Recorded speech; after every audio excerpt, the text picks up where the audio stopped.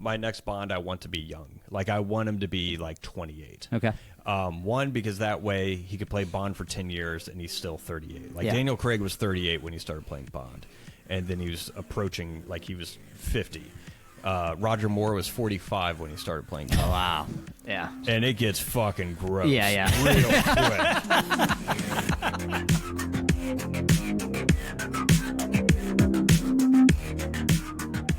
Welcome to a cast with... Perfect.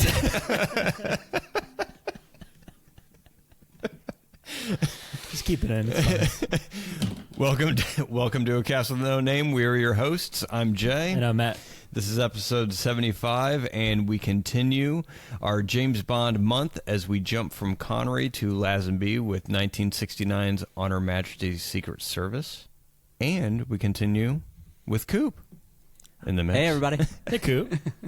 But first, don't forget to visit our website, acastwithnoname.com, where you can listen to our entire episode library, comment on episodes, write to our email, and you can also find us on Spotify and or Apple Podcasts or anywhere else you get your podcasts. And we're also on YouTube, so we're everywhere.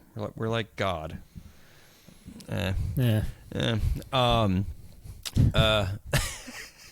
On Her Majesty's Secret Service. Yeah. Both your guys' first-time viewings. Yeah. My first time, yeah. Yep. Okay. What's this, like your 80th, annual? something. It's like your annual. You watch this every year? You go through all the Bonds every year? Not all the Bonds every year, but this Goldfinger and probably Casino Royale are the ones that I've seen the You like the most? But yeah, I mean, this one I count as a Christmas movie, so a lot of times it falls into my Christmas rotation. Okay. Because is there Christmas stuff in this? Yeah. I saw like the Olympic.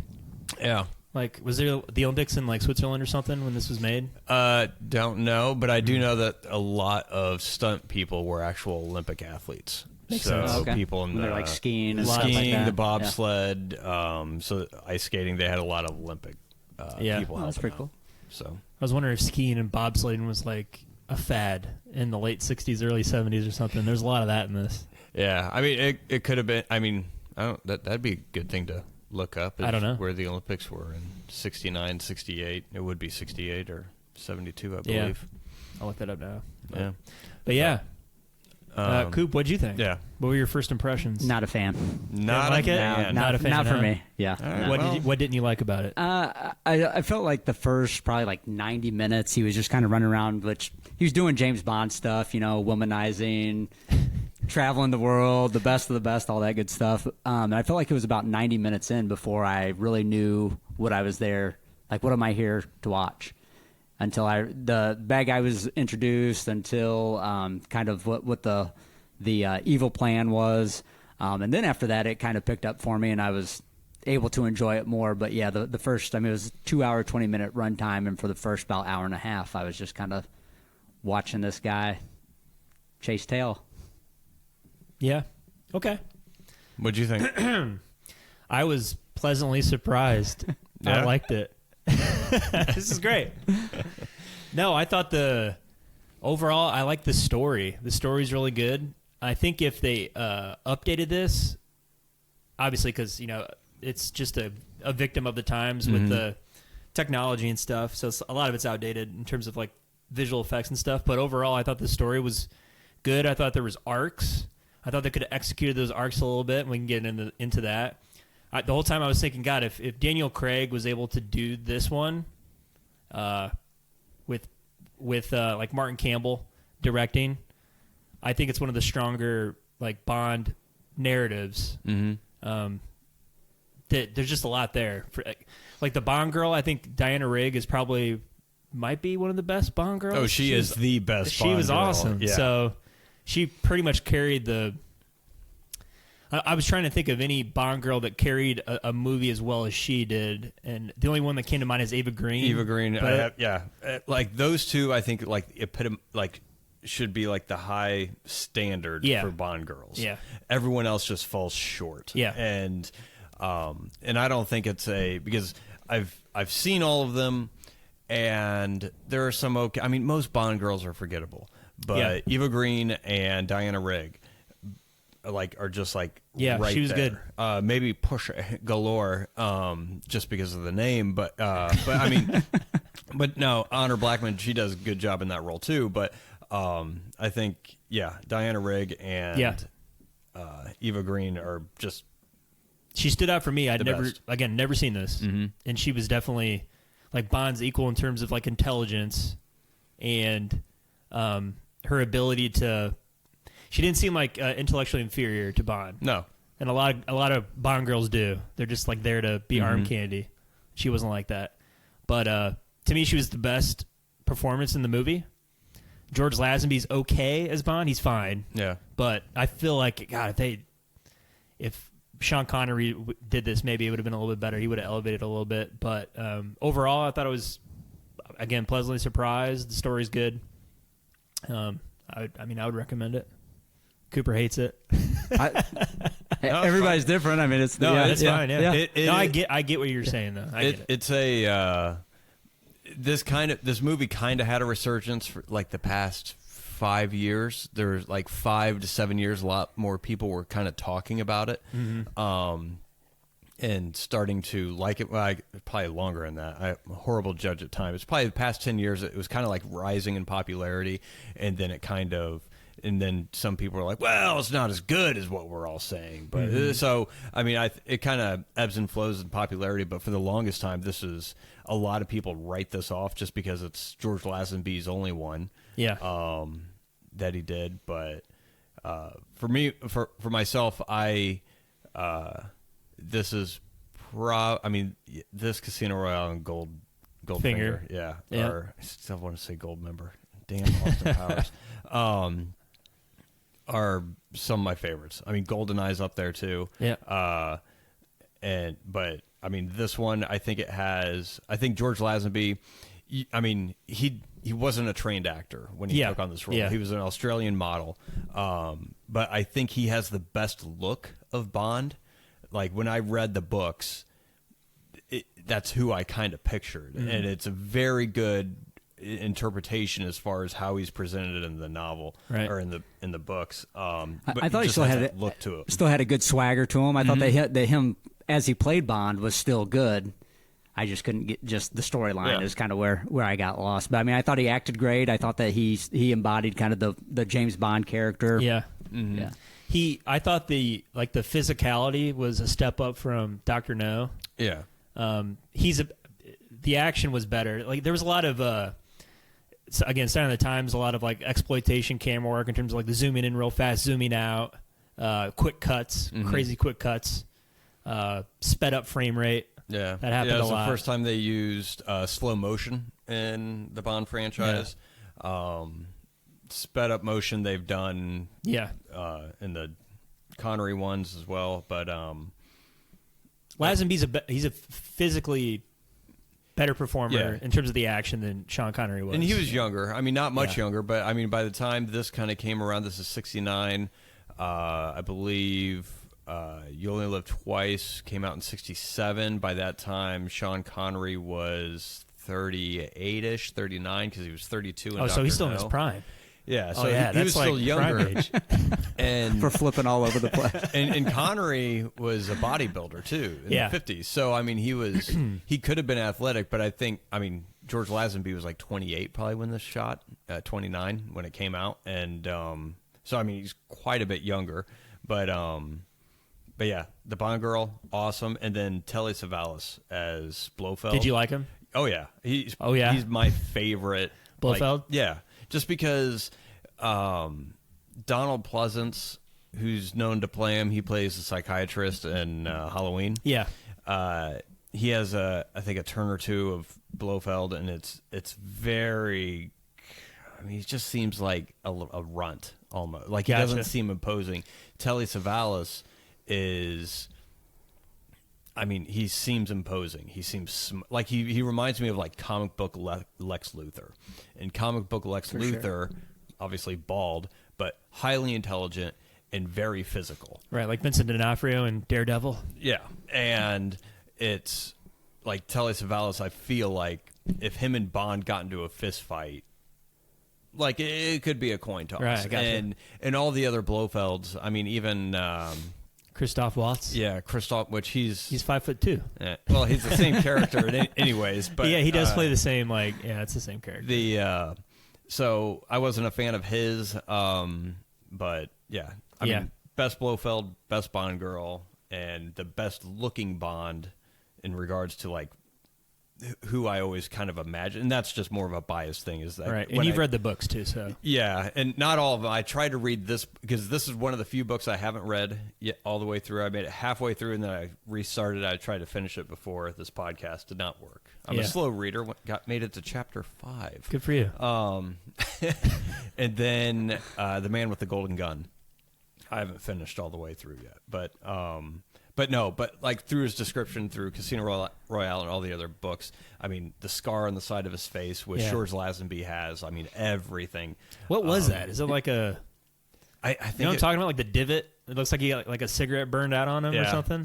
I don't know if that's makeup or if that's him. I haven't seen him in anything else. Yeah. So, and I haven't like looked up promotional pictures of him enough to be like, oh, is that a real scar or is that something? He did have the butt chin. He had the Chevy Chase butt chin.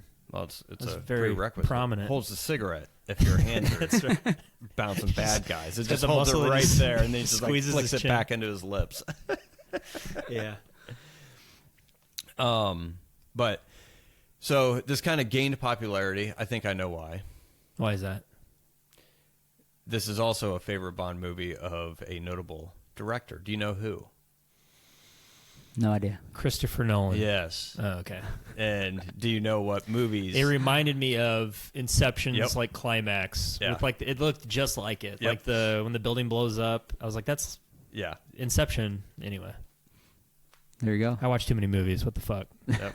I watched Inception with my dad. He didn't understand it when he watched it because we walked out of the theaters. Like, I was like, "Oh, what'd you think?" He's like, "I don't know what the hell was going on." And I was like, "All right, It's fair. But yeah, when we were sitting there watching it, I think he was the one that mentioned to me was like, "Looks like the hideout on Her Majesty's Secret Service." I was like, "It does," and he's like, "Yeah, if there's snow skis and machine guns, then I'm gonna call bullshit." But And then 5 minutes later. and there it was. But no, yeah, this is his favorite one, and the reason is he said it matched the perfect amount of spectacle, emotion, story, and scale. Yeah. Which spectacle. But yeah, this is one of his favorite ones. Ra's al Ghul, like always shit in a mountain, like always a hideout on the Ra's al Ghul's thing, which that could have been comic book accurate. But he liked it. He draws inspiration from it. yeah, and so, but since that came out in 2010, I wonder if that kind of put like a lot of people like, oh, well, I'll go back and watch that. Like, yeah, that is a really good. It's really one. good. Yeah. And It has its flaws, though. it's not perfect by Yeah. any means, and yeah, a lot of things are dated. It feels very psychedelic. It does during the the hippie culture. Yeah. And even how all the girls look and the way they're dressed. It's very the thing that hippie bothers me revolution. about it, like it's those girls seem like children. Yeah. Because they're always being herded by Bunt, Irma Bunt. And she's like, "Come on, girls, we're done playing. We're enough curling for today." And they're like, "Oh, shucks." And then everything else. They're like, "Oh, I want to see the book. Like, I will pass it around to each and every one of you." Yeah, it kind of infantilizes them, yeah. Yeah, and I mean, treating them like children pretty much. And then Bond goes in there and slips him the old sausage. yeah, he does. 2 and 24. Like a man Not does. bad. 8 o'clock, 9 o'clock, 10. Yeah, I noticed. Like, was this the first movie where they had like Arnold Schwarzenegger one-liners? He had a. What was that one where they're skiing and then one guy goes into like the snow plow? He had a lot of guts. Exactly. I was like, Yeah. The one-liners I'm not a fan of either. Like that one, it didn't. I mean, did it fit? no, it didn't fit. Not really. It's not in a Bond movie, no. Yeah. Yeah, it felt like Arnold Schwarzenegger.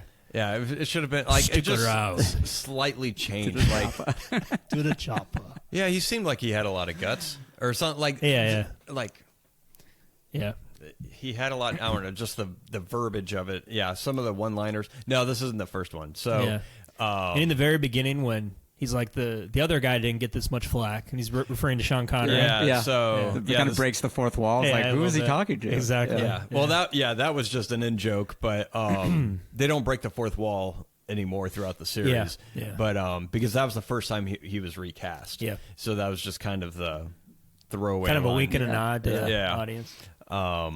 And sadly, it also was one of the main arguments of Bond is not a single person; he's a code name, kind of a thing. I don't know if you guys ever heard that.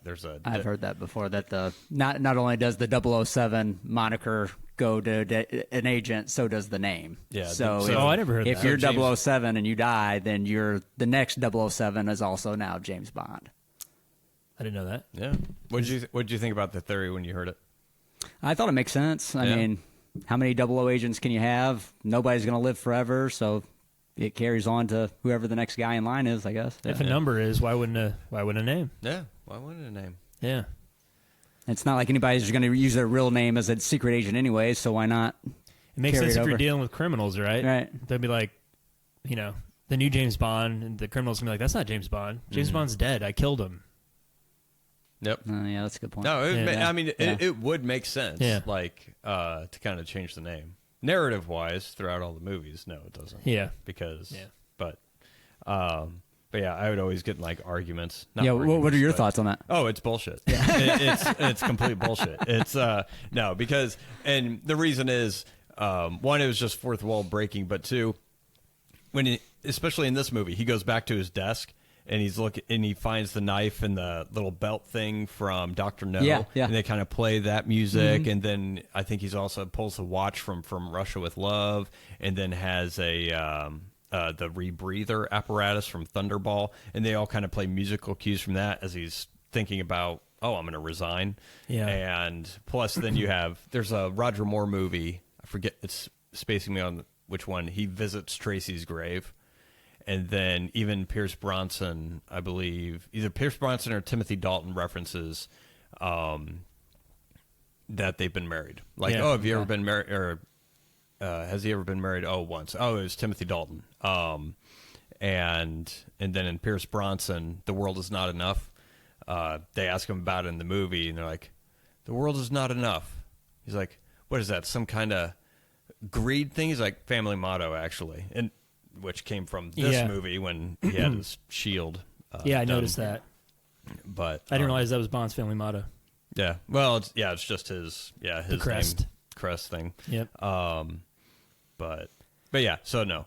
Long story or long answer. No, I think it's bullshit. But in theory, yeah, it would make sense. Yeah. But So everyone's right and you're wrong. correct. Yeah. I mean, as long as we're all in agreement of that, then we're fine. Yeah. But But do you think the what do you think of the story arc? which Do part? you think they made a mistake? Here's what I think. Let me tell you what I think. I think they made a mistake in terms, and I know why they did it, because it's like the formula. This is what they thought audience wanted to see.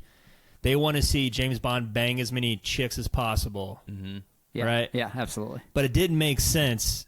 It would have made more sense, and it would have made that emotional beat at the end more powerful if, and he had this arc while he was on the Blofeld Allergy Institute or whatever. Instead of banging all these girls, he would suppress that urge and that characteristic to want to do that because he was in love with Diana Rigg's character Tracy.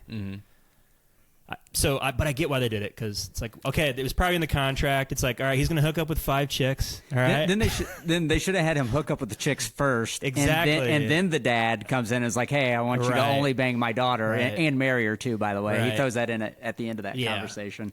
And then, because otherwise it's like, okay, the dad wants him to marry his daughter. Well, then James Bond does what James Bond does. And then he gets married, and it kind of cheapens it a little bit, I guess, because we didn't really get to see a lot of the, romance side of things. It just kind of jumped into him. Okay, I saved you. Now we're together. Now we're married. Yeah, they should have 5-minute montage. Yeah.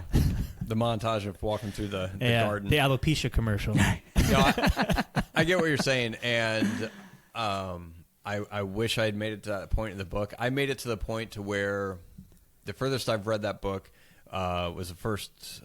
I think I started reading like a year ago or something like that. But I made it to the point where he gets introduced to all the girls, and he goes for the dinner. And I agree to that aspect. The romance, I feel you have like one movie in the beginning, and then he's at the Allergy Institute. Feels like a completely different movie. Absolutely. And then when he escapes the Allergy Institute, then that's like the start of the third movie. Yeah. And I agree in that sense because, yeah, it does feel like it kind of cheapens it a little bit because he's like, oh, he's in love, and now he's doing this, and then he runs into her again. To where, yeah, there should have been something. Well, he doesn't need to do that to achieve his mission. He doesn't have to go sneak out. Slightly, because when he goes up to He's not distracting anybody with this. He could just not do he could it, just not and done it. he would Yeah. achieve his mission. Yeah. If anything, if the fact that he did do it, he was putting the mission in jeopardy by sneaking out and doing that. Maybe. But for Queen and Country, he is expected to get as much information as possible, Right. and he had to drill those girls. He had to. Yeah, absolutely. You're right. I wasn't thinking. But I mean, even on, when he goes to the first girl, Bear, whatever her name is, Number 8, roommate.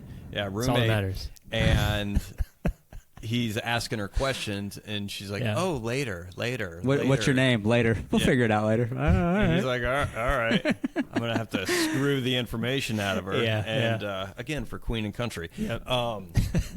But Yeah. it's no, I agree with that.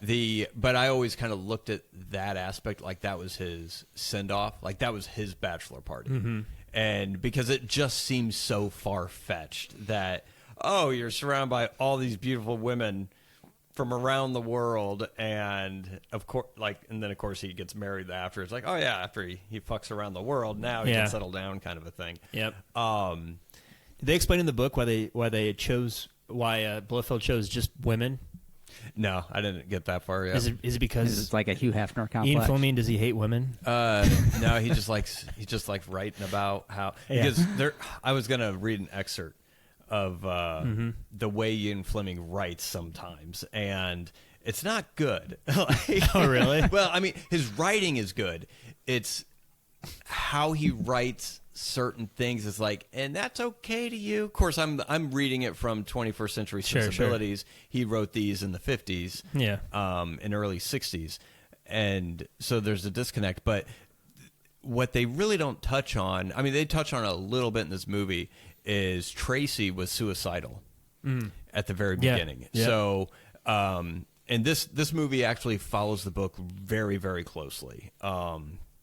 It's this movie and Casino Royale are probably very similar as far as the narrative, what happens and the characters and everything else. But at the beginning, Tracy is suicidal, and they actually get picked up. They both get kidnapped at the very beginning of the book, and then Bond's thinking back to 2 days later when he first met her, driving through the street, everything else. So that is kind of like switched as far as the events happening. He kind of beats the guys up on the beach, then he goes to the casino. Yep. Happened the other way around, except the two guys that approached him on the beach, they put them in a boat and took him to Draco, Tracy's father. And the reason, in the book, the scene in the casino happened first before the beach brawl?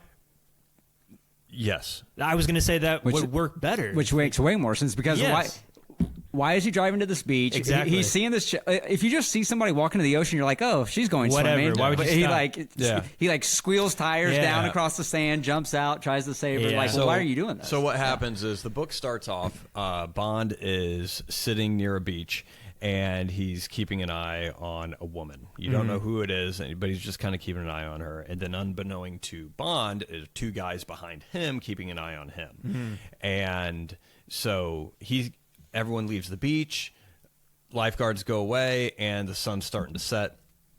And she starts to walk out into the water, and he starts chasing after her. And then he's thinking, what the hell am I going to say when I approach her? And then it's just like, hey, Tracy. And that was it. And then the two guys approach, they hold him, hostage, more or less. Boat comes up, they get in the boat. As the boat is traveling along the coast, Bond starts thinking back to 2 days prior, and that driving through the street and going to Casino Royale. It's actually happens to be the same because in the book he goes there once a year to remember Vesper Lynd. Oh, okay. And which is nice to have in the book. You couldn't do it in this movie because Casino Royale, right. no one knew who the hell she was, right, according to the movies. And then, so he's trying to, like in Bond's mind, he has a knife in his pocket and he's trying to find his best spot to attack. They end up landing, and Tracy goes one way, or some guards take Tracy the other way, and the guards take Bond to the other door. There's a scuffle. He like slams the door, and he like goes to throw the knife, and then Draco says, "Oh, wait, hold on." And then that whole conversation pretty much happens. But what the reason why Draco picked him up and kidnapped him is because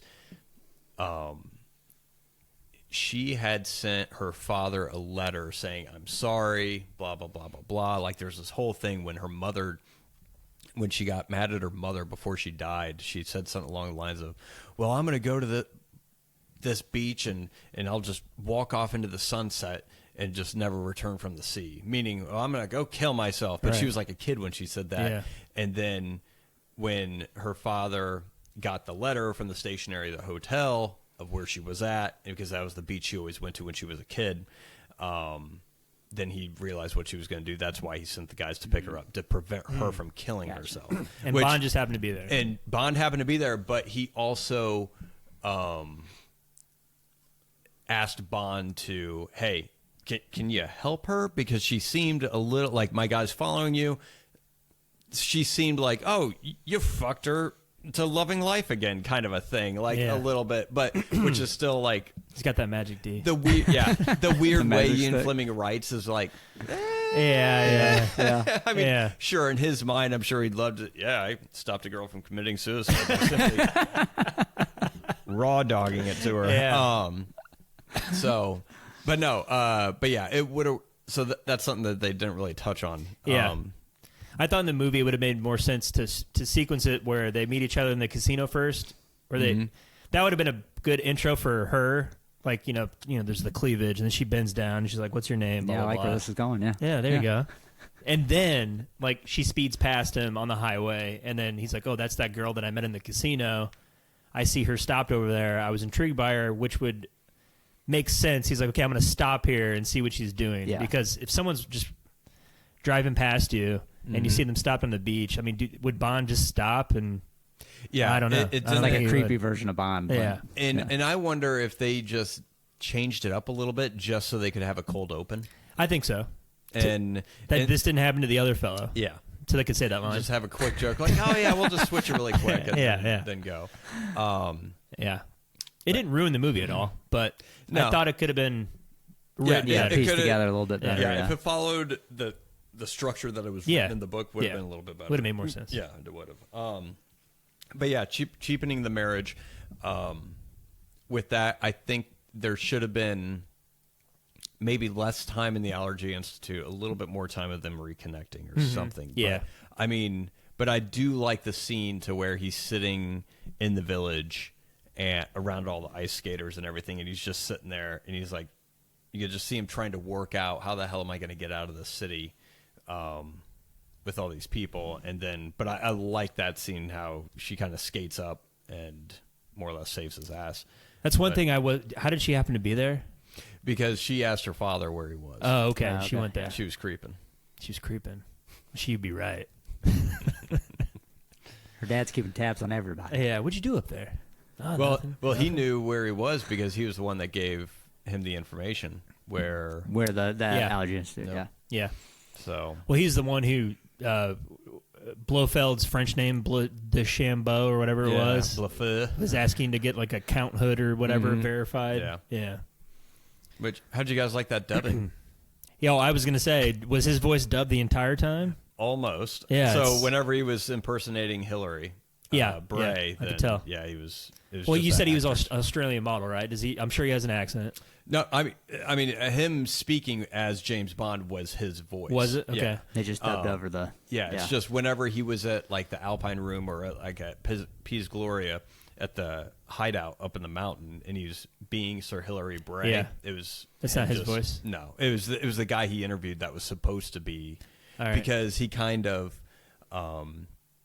when he's interviewing that guy initially, he kind of does the voice a little bit to where he's like, oh, and I gave a description of how I look, and then he like did the weird impersonation. He's like, obviously favoring more towards me kind of thing. But yeah, whenever he was speaking as him, they just used that actor's voice for his. But. Yep. And that's another thing. Like Lazenby's he's okay. Mm-hmm. But Diana Rigg's just so much better than him. Yeah. That I mean, she was. It made his performance weak. She definitely kind of, not her fault, but it just kind of dragged his performance down a little bit. And I mean, and yeah, that. And I agree with you. Telly Savalas is very good. I liked him. I haven't seen Donald Pleasance, so I don't have anything, and I haven't seen any other like interpretation of Blofeld other than Christoph Waltz. So I have nothing else to compare it to. Okay. I like him more than Christoph Waltz because you're right. I want someone who's like physically. I haven't read the books. Someone who's like can match Bond both in physicality and intellect. That's more interesting than just like a wormy dude who's, jerking it at night by himself and is very like weird. Mm-hmm. So I liked him because as soon as I saw him on screen, I'm like, that's the bad guy. That's the villain. There you go. I mean, he like perfectly embodied what I would picture a Bond villain looking like. Yeah. Yeah. If like Michael Fassbender played Blofeld, I think that'd be like perfect casting. Yeah, that'd be pretty good. Yeah. Daniel Craig. If they did this story with Ava Green as Tracy, Daniel Craig, Michael Fassbender, boom. Christopher Nolan directing. That'd be fantastic. Have you guys seen No Time to Die?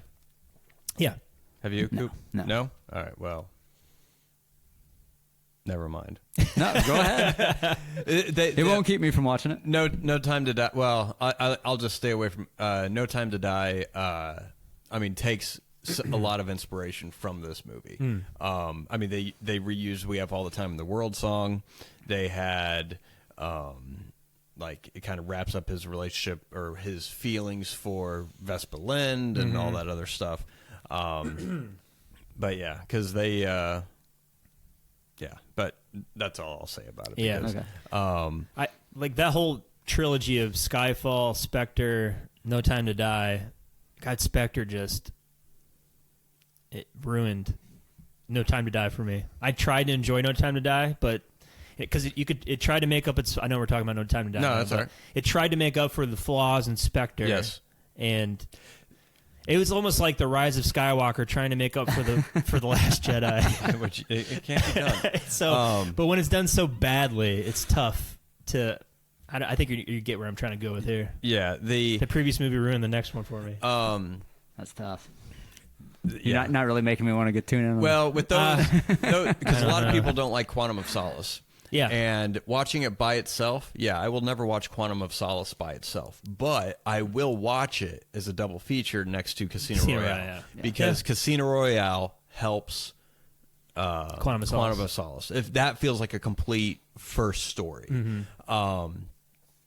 Skyfall can stand on its own. And then Spectre and No Time to Die, I feel like the same way, to where I'm not a fan of Spectre at all. But watching, I'm in the process of buying No Time to Die, so once I get that, I will rewatch Spectre and then immediately watch No Time to Die to see if it fits better as a two-movie kind of double feature similar to Casino Royale and Quantum of Solace. Except in reverse. You watch the shitty movie first. Get it out of the way. But you know that there's a better one coming up to tolerate it. That and there's something that's somewhat giving closure to the Spectre story. It's like dessert after your meal. Exactly. You eat the shitty meatloaf to get the cake at the end. Yeah, there you go. Perfect. So, but no, I mean, Diana Rigg played. She was Emma Peel in the Avengers. So never watched that show. Neither have I. But it was a big deal. Like that was like a star. Yeah. And so she was more known, and so was Telly Savalas, more so than Lazenby. George Lazenby. So, and experience and everything else. So, I mean, yeah, that you'll have. But no, Diana Rigg killed it. Oh, yeah. Like, being two badass character. I mean, I guess three. Emma Peel, and then Tracy, and then in Game of Thrones. Like, she had awesome, like, just those three roles are sweet as shit. But no, she did great. Love it. Oh my God, she was. Yeah. I didn't know that. Yeah. She was the Queen of Thorns. Mm-hmm. No shit. She Dude, killed my mind's Joffrey. blown. My mind is blown. She killed Joffrey. Spoiler alert. Man, she was a hottie too. I guess that makes sense. I mean, she's a great actor. Wow, my mind's blown now. Yeah. Cool. I could tell by your eyes that when I said Game of Thrones, I was like, who the oh, fuck he is doesn't he know what talking I'm about? talking about. I have no idea who you're talking about. Of course, I'm horrible with names to begin with, let alone Game of Thrones characters, because they all start with Theon or Thoreau. Yeah, it's all the same. Mm-hmm. It's all Mike. Yeah. What was it? Highgarden? Not Highgarden. What was the... She was a Tyrell. Tyrell. Like Olenna Tyrell. Yeah, that's right. Yeah. Natalie Dormer's grandmother. Yes. Yeah. Yeah. So But yeah, I don't. And I know this movie gets a lot of hate, but and I haven't seen a lot of the Roger Moore ones. I cannot anticipate this movie being worse than a lot of the Roger Moore movies, or even I'm sure a couple of the last Sean Connery movies. The look on Jay's face says something else. Because it's really, I get a lot of, like I said, a lot of the effects are outdated, but I mean it's structured nicely and the stories make sense, and yeah, it's a good story. There's no ridiculous gadgets. So yeah, I wasn't a lot of that.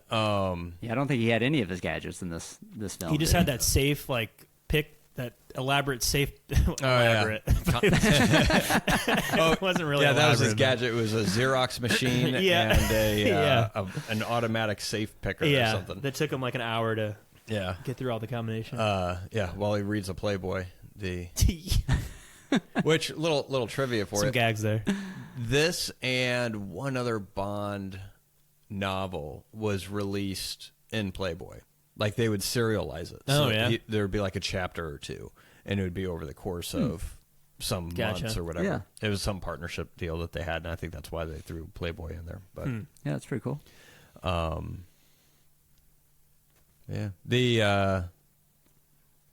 I guess least favorite scene, favorite scene. Ooh. Least favorite. Go ahead, Coop. I'm thinking. My least favorite was at the end when they just do just your typical drive-by and kill her. Like, that's like you've survived all these downhill skiing shootouts, you survived international criminals, and then two jackasses on a motorcycle drive by and end it. Like, what the fuck? What a cop-out. That's a good point. Solid point. And not to mention in the neck brace is Blofeld's driving like Yeah. fucking. It looked like something from Dumb and Dumber. Yeah. He couldn't have hired anybody else to do that. Yeah. He likes to be very hands-on. He's tried this entire time to be hands-off and not known, but he's willing to go in a car and do a drive-by. He's like, if you want something done right, just do it Do yourself. it yourself, damn it. Yeah. I like the when they're doing the cassette. He's playing the subliminal, the hypnosis tapes. Yeah. And he's like, cassette number 8. And there's just some asshole standing there, like, handing him a cassette. I was like, that guy can't do the whole thing. Like, You can't just run the tape deck. Yeah. So Blofeld's a micromanager. He Yeah. likes to. He needs to do it himself. That's a good point. I would say all the one-liners were just stupid. Probably my least favorite ones. I hated that line. Like, he had a lot of guts. Mm-hmm. It's like, why is that even in this movie? Yeah, That's stupid. it's a dated thing. Yeah. I understand why it's in there. Yeah, I'm not a fan of those either. Yeah. I did like the scene with him and Diana Rigg in the barn. Mm-hmm. I thought it was nice, playful. It's something that he would do. Yeah. Nice touch. You know, we're going to wait till our wedding night. I was like, that's not what he would No, do. And then they absolutely made not. up for it. I was like, that's what I'm talking My about. New Year's resolution. He's like, well, it's not New Year's yet. And Yeah. So I like that. That was a good scene. Yeah, my favorite scene is definitely it's when Tracy is in the room with Blofeld, and obviously it's after she's captured, and she overhears the radio calls from the 3 helicopters coming as Bond and Draco and the men are coming, to where she recognizes her father's voice, and like just the look she gives, like the music that they played, and just her realizing like, oh, it's gonna fucking go down. Yeah. And like I love that scene just because it's like a nice build up of just them talking back and forth and like mercy flight, and but yeah, the look she gives when she realizes that it's her father and in essence Bond is coming to get her. I love that. But, it's good timing. Yes. Yeah. Shit, I was gonna say something. It's gone. Like a fart in the wind. Like a fart in the wind. Yeah. One of my favorite scenes was when he shut the door and throws the knife. This is pretty cheesy, but he throws the knife and it hits the calendar on 12. And Draco says, "But today's the 13th." And Bond goes, "I'm superstitious." I love that. It's so good. Yeah, that's right. That's good. In the book, he does the same thing, except it's not the 13th or whatever. He's like, I think Bond asks him, like, he's like, "What day is it?" And he's like, "Oh, it's the 26th." And he throws the knife and it lands like on the 27th or something like that. And he's like, "Well, you were a day off, but that's still a pretty good throw," and something like that. But yeah, I like the line that they had in the movie. It was good. Yeah. But yeah, the score. It's probably my favorite Bond score. Like, this is one of the few soundtracks I listen to. I'll listen to it around this time through till the end of the year, because there's some Christmas songs that were made for the soundtrack. So I'll just play the album on YouTube and just love it. It's my That's what I was gonna say. I wish they had more. Not the entire Bond theme, but that one portion of the Bond theme when he's like investigating stuff. I wish they would play that more. Like when he's doing something like sneaky. See, I like that they didn't badass. play it that much. Really? Yeah, because when they did play it, it really stood out. Like okay, he's doing something, dun dun dun dun, and then you know something's about to happen. All the dicks are like jumping out of the helicopter, like fucking blowing up shit and everything else. I'm thinking of the portion of the theme. God, shit, I don't want to play it because it'll probably whatever. Because I feel like we're going to be demonetized on our tens of views. Find it. You can go ahead and find it. We'll play it. I feel like in Dr. No it was overused. Like the dude peels an apple. Bum bum bum bum. Yeah. But, It was, but then this like pulled back on it too much, where they didn't play it at all. Hold on, I'll find it. Is that dun dun? It's like dun dun. Like that part of it, yeah. Not the. No, I know what Not you're when it talking goes about. like, not when it crescendos. Yeah. Like when it like mellows out a little bit. Whatever. Anyway, I'm not gonna find it. All right. Don't worry about it. Not a big deal. I know exactly what you're. You talking know what I'm about. talking about. I know what you're talking about. Tell you what. Hold on. With the power of editing. There you go. oh yeah, just throw it in there. It's power. Just throw it in there. There it is. Hope you enjoyed that. Listeners. Yep.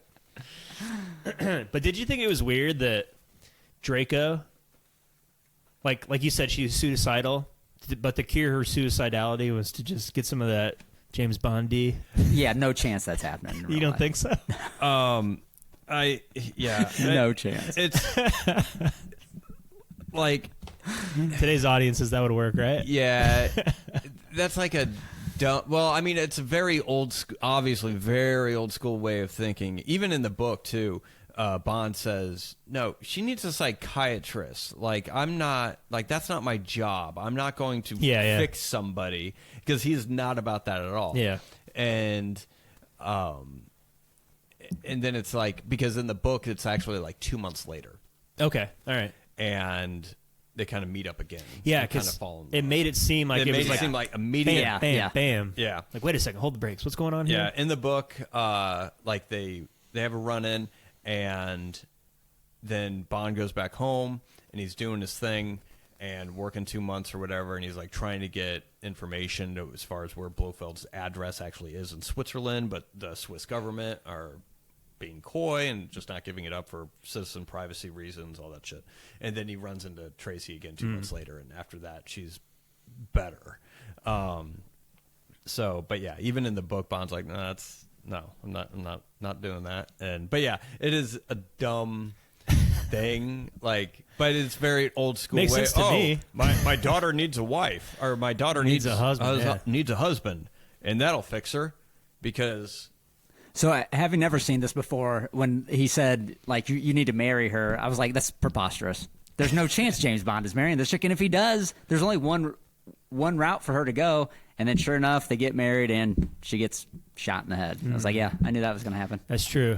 I saw that coming from a mile away. If you care about your daughter's safety, why is she marrying a super secret spy? International man of mystery. Yeah, it's no good. Makes sense to me.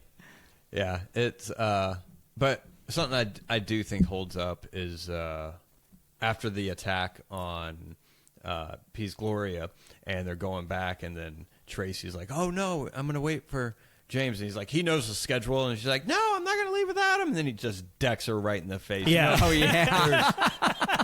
Like there wasn't any softer way to do that. Yeah. Like you just gotta punch her in the mouth. He's like, "You spare the rod, you spoil the child." And I'm like, He hit her like a 40 style boxer. yeah, you know? yeah. decked her. Like, no, hey, sweetie, no, let's go. It was, or just struggling. Nope, just knock her out. knock her out. Put her in her place. Solved the issue real quick. That's real. Yeah, That's what you do with your girls, right? That's right.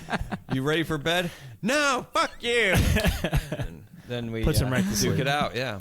And then you wake up after they hit you. Yeah, and then after I come to, then I'm like, all right, girls, seriously, we need to go to bed. We're putting you to bed, Daddy. I must say that Draco had my favorite line in the whole movie when Bond's going in the room. There's like an assistant or somebody with him, and he goes, "Leave. We will finish. I'll struggle later." And then Bond comes in and he goes, "She's also very good at chess."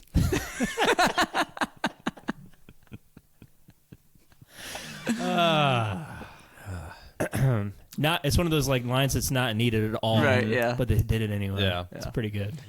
Well, just in case just to make sure the guy isn't homosexual. Exactly. Hey, just in case the audience was wondering, this guy likes boobs. Hey, Yeah. they still do that now in movies. I know they do. It's the what do they call it? What? Damn it, there's like some quick, I don't know. It's lost now. If I was more witty, I could have come up with it. But, the case of the not gays. It's whenever you have like two male characters, you have to introduce a female in there just so you know, hey, they're not gay. They're Right. just friends. Oh, okay. So they can talk to each other about how hot the chick is or something like that. Yeah. And you're Yeah. like, oh, okay, these guys aren't gay. All right. The no homo moments. Interesting. Yeah, they call it, the no homo moments. They also call it a case of the not gays. Okay. And it's just random shit in there that really doesn't fit, but the only thing it does is just tell you that. At the very least, you have to have a quippy line like that. Yeah. That's pretty good. That makes up for it. Another scene that I liked is the resignation scene. So you have M taking Bond off the case, and then Bond just getting pissed, tells Minniepenny, he's like, all right, handing in my resignation. And then he goes back to his office to kind of sulk and pack up his shit. And then, but I just like how I like small character moments like that. Just like how Minniepenny handles it where, and then it turns out to where he approved his 2 week leave. 2 week leave. Yeah. And You're right. It gives her some like she's pretty smart. yeah, like with She deals with children all day. I have to deal with this now. yeah. Most corporate assistants, like people that are just like really good at whatever they do, they know what they need to say. I mean, they're good at playing the game as far as, and they know who they're surrounded by that they can do it reliably and accurately. But getting people to do something that they don't want to do without telling them they need to do it. Exactly. And I love that, how they both and they both recognize her for it, as far as like, oh, what would I do without you, Miss Minnie? But random trivia. Yeah. George Lazenby was not the first person to be offered this role after Sean Connery. Oh, really? Is it Tom Selleck? No. I'm just kidding. It's probably 12 when this came out. Maybe. He's probably a teenager. Yeah. Timothy Dalton What? Really? at 22 was offered this role, No shit. and he turned it down because he said that he felt like he was too young and wouldn't have the gravitas to. Yeah. It's a pretty ballsy move for a young actor Yep. to turn down a role like Yeah. that. Yeah. And I know. I was like, if I was 22 and someone, what the fuck? Of course, I mean, it's not as huge as, I mean, it's Yeah. a big movie, but it was also, too, the first time they changed casting. Mm-hmm. So It's a lot of pressure. Yeah. And they didn't know if it would be successful or not. Mm-hmm. So, I mean, I guess I could kind of see someone turning it down. Now it's like, no. Yeah, no, it would never happen. Yeah, you do it. Yeah. And 18 years later, he's gone. Well, they offered it to him again in the early 70s. And then Roger Moore took that? And then Roger Moore took that one because they offered Timothy Dalton again, and he's like, "No, I'm still," because he was like probably 26 at the time. So because this was 68, or sorry, this was 69, and then after this movie, Sean Connery comes back for Diamonds Are Forever. Yep. Because George Lazenby. I heard he was a hippie. Like a big hippie. Yeah, Yeah. he thought there's a couple of things like he was overconfident in a lot of his stuff, and he wasn't playing nice. He wasn't playing the game. Like, he showed up to the premiere with a beard and long hair. I heard that story. Yeah. And then also he didn't think Bond movies he thought they were dated. He's like, the way he said ever since movies like The Graduate came out, he said that's where movies are going, which he was correct. It's just Bond also survived that kind of thing. There's still a place for those kind of movies. Yeah. So he didn't think it was going to be lasting much longer, and he kind of was playing coy with like, oh, well, I don't know if I want to do it again, even though he signed on for 7 movies and everything else, and apparently it just got to be too much of a pain in the ass, and that's why he was. He got what he wanted. Yeah. I guess. What an idiot! Yeah, there's been some Bond like documentaries and stuff, like especially around 50 years. So this is like 2012. Yeah. They had like a bunch of interviews of past Bonds and stuff, and there's been some independent documentaries about it. And George Lazenby's come out, like, I mean, obviously no surprise. He's like, yeah, I was a kid. He's like, I probably didn't do that the smartest way. I should have. And, hindsight's 2020. Yeah, what are you gonna do? So, Yeah. but no, they offered it to Timothy Dalton again, Wow. and because I believe, let's see, Live and Let Die came out in 73. So like 4 years later, they're like, hey, how about now? You're like 26, and he's like, nah, I'm still young. And then Roger Moore does it for 50 fucking years, and then they finally Yeah. get him after that. That's crazy. So he's offered Bond twice. Turned it down twice. Yeah. Still played Bond. And they gave it to him a third time. Yeah. What a lucky bastard. Yeah, no kidding. Jesus. Yeah. But Yeah, so you recommend this movie? absolutely. I mean, Chad does not. Not so much for me. No. nah. It's fine. I totally get it, by the way. I get it. I recommend it. I mean, I like it. yeah, and like the acting was good. The action scenes that were in it were good. Just the story was kind of lacking. For Yeah, me that's as fine. If you're not an avid moviegoer like myself, Yeah. I can't Yeah. see too many people enjoying this one. If I'm being honest and fair. I don't know. See, because I was thinking about that, and I feel like this. I mean, there's some definitely cheesy moments, but I don't know. I wonder if someone wasn't a fan of Bond, would they enjoy this movie, kind of a thing. And It depends. I don't know. Yeah, if I you're guess. turned off by like dated like visual effects, like I know a bunch of people like that I work with that like I can't watch movies if they're cheesy looking. Like, it just turns me off. You got to put yourself in the era. I know. Yeah. That's what I do. Yeah. I'm like, same. Yeah.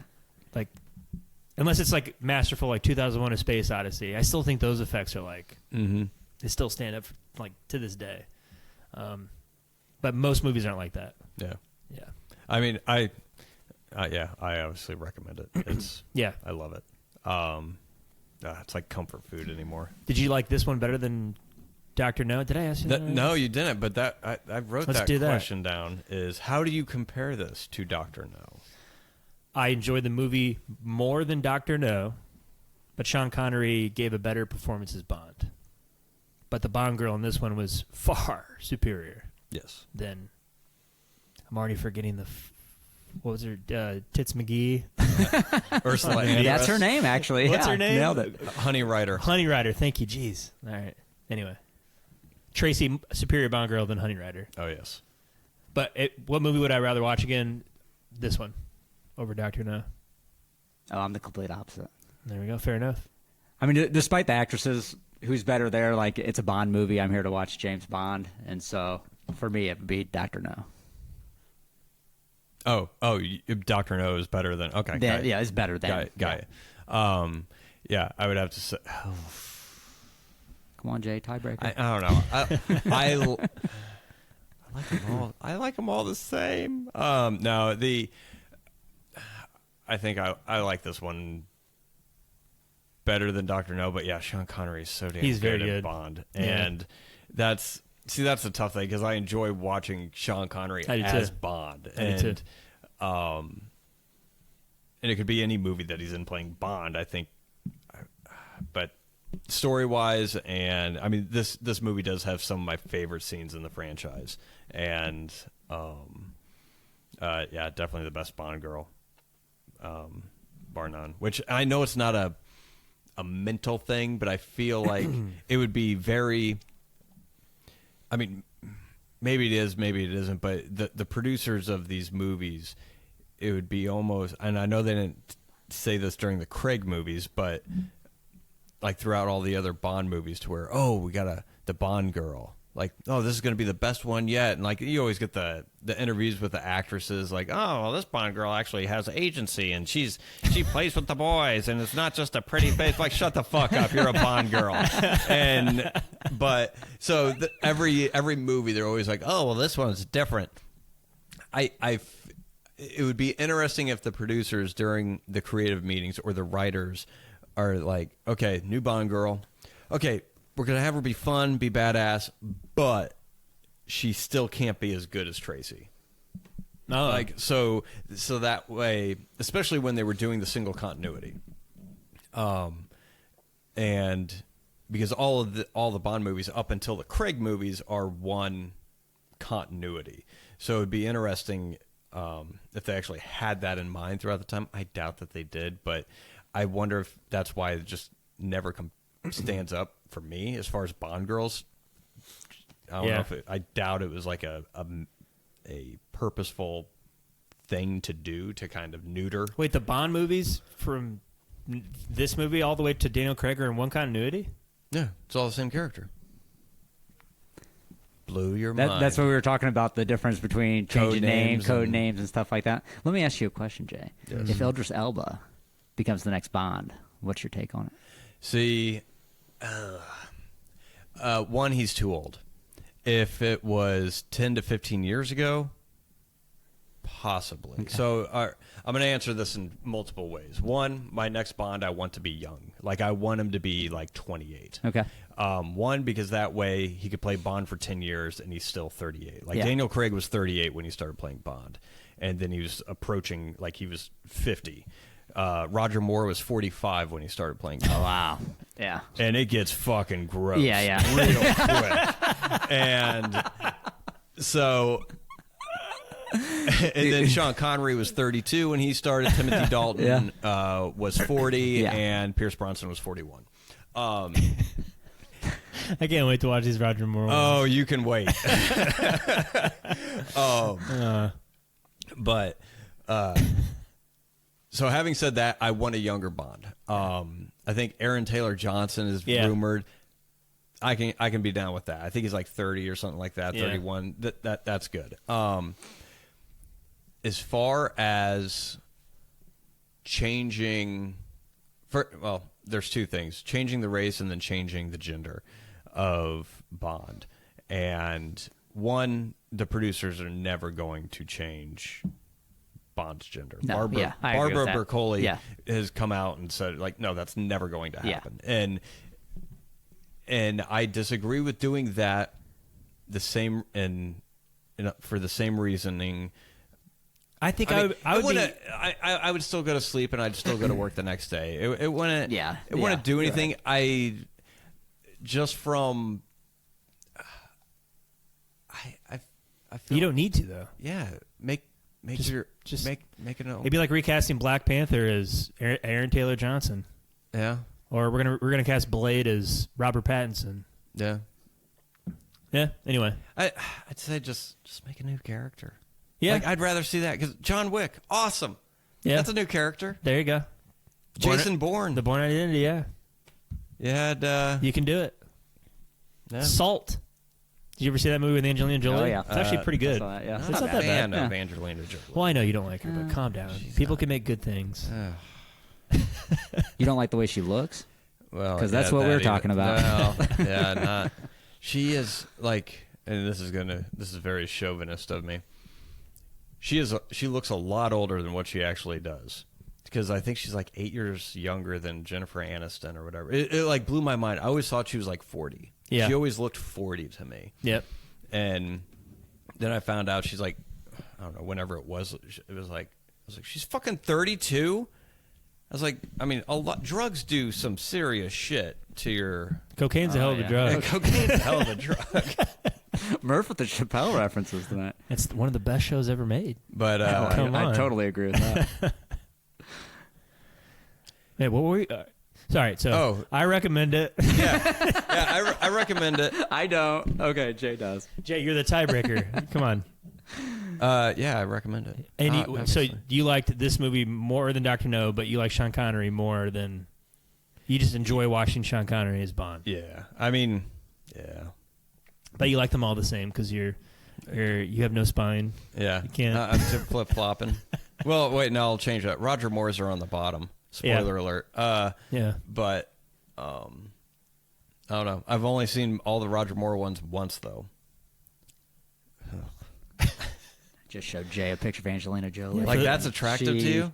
She looks worse in this picture than she did. No, she and just she's looks bad. She's scarier in this picture than she is in Maleficent. It's her it's her fucking attitude. It's like Gollum. It's like slowly transforming her. She is hate in her heart. I swear to God. She's adopted like 80 kids. She has nothing but love in her heart, Jay. Yeah. Come on. Jay. Press release. How She many hasn't kid- how adopted many- anymore. How many kids have you adopted? None. None, I guess. I mean, yeah, she's got me there. So Yeah. but I'm sure it's real tough to raise those kids on, her salary. yeah. I don't know how she does it. I don't know how she does it. Come on. Well, yeah. Am I right? Ask the nanny. She's the one who knows how. Yep. Anyway. All right. All right. All right, But, Sorry, what are we watching next time, Jay? next time? Yep. Nobody has anything else on Right. Thoughts of the World? Angelina Jolie. Go over to Billy Bob Thornton. I think we've beat this one with a stick, haven't we? Yeah. All right. Well, let us know how you rank this Bond if you've been watching along with us. And let us know how you feel about Angelina Jolie. Yeah, please. We really want to know. Yeah, I'm not a fan. Like, I don't know what it is. It's the punchable face. I don't know. It's not. So is she kinda like? se- Is she? I don't know her from Mad. She could honestly be the nicest person in the world. Right. But she has resting bitch face. Right. And it's So she is the female version of Russell Crowe to you. yes. And I feel like I would want to just shoot myself in the face if I was like at a dinner party with her, because I feel like she'd just be talking about some bullshit that no one cares about, but then everyone has to act like they're interested Yeah, so they don't 'cause feel like she's a paying piece of for shit. it. Yeah. Something, yeah. Yeah. And it's like, oh yeah, you're so right. Oh, you're so gracious and charitable and like shut the. I don't. Eyes roll back. That and she split up Brad Pitt and Jennifer Aniston. She did. Yeah, she wrecked that home. It Didn't was she? her fault. Yeah. It was all her. Brad had nothing to do with it. Poor Brad. How did that guy survive? No kidding. That poor handsome bastard. Yeah, those two. Yeah, she definitely married up in that relationship. Like that was, I don't know. Well, she join just us next time as we She seems discuss. exhausting. God, like this. Let's talk more about this next time. Yeah, okay. I want more of your thoughts. How'd you guys like On Her Majesty's Secret Service compared to Dr. No? Let us know. Mm-hmm. But next time, So we're going to continue hopping. Yep. We're not watching this in any discernible order. Yep. We are going to... Which I'm kind of enjoying. Yeah. So, you guys are just going to have a strong memory. Because as you watch all these, we'll probably just have... After 5 years, after we cover all of them, we'll go back, rewatch all of them again in order. I'll be dead. Yep. And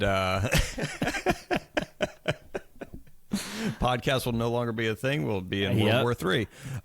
Yep. Elon Musk will have Neuralink.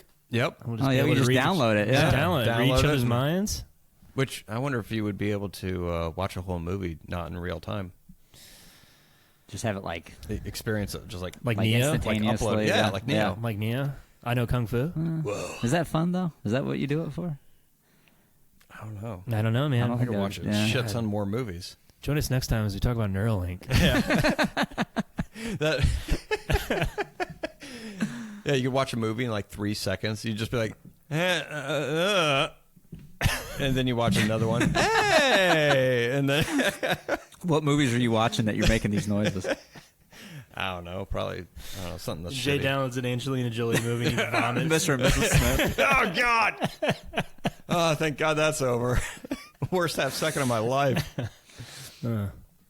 But anyways, we continue James Bond month. Are we diving into Roger Moore? Yes, All right. dipping our toe in. Let's get it over with. Oh no, there's no getting over with Roger Moore. All right. So yeah, we're jumping over to Roger Moore with his first outing as Bond. So I guess that's the order we're going. Okay. Everyone's first outing. 1973's "Live and Let Die." Good song. No, yeah, I like the song. Yeah. Paul McCartney or the? Paul McCartney, I think. Oh, yeah. okay. Yeah. It's not the Guns N' Roses one. Nope. Oh, yeah, I forgot that. I have the Axl Rose voice in my head right now. But yeah, that's the next one. Are you coming back? Yeah, absolutely. All right. Wouldn't miss it. Yeah. Perfect. All right. Go watch it. Live and Let Die. It's on Amazon, I'm sure. Yes, it is. Yes. Till next time, Jay. Till next time, Matt. See you, Coop. See you guys.